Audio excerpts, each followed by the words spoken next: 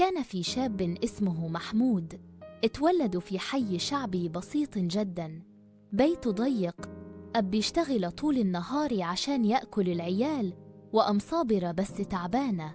محمود من صغره كان دايماً بيسمع جملة: إحنا فقراً يا ابني، بس أهم حاجة تبقى راجل كويس. كبر وهو شايف أصحابه بيتقسموا 3 أنواع: اللي استسلم للظروف وقعد على القهوة طول اليوم، اللي دخل سكة الغلط من مخدرات وسرقة، واللي حاول يتحدى الظروف ويشتغل على نفسه. محمود اختار الطريق الثالث.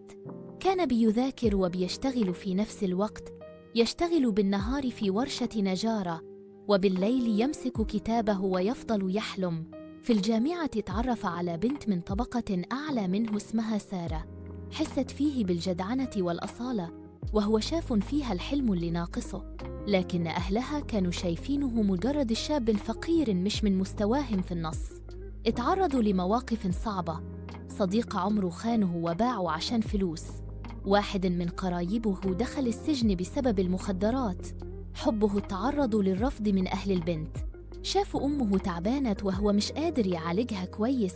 لكن كل ده مخلاش محمود ينهار، بالعكس كان بيقول: اللي عايز يعيش لازم يتعب، الدنيا مش هتديك غير لما تاخد منها.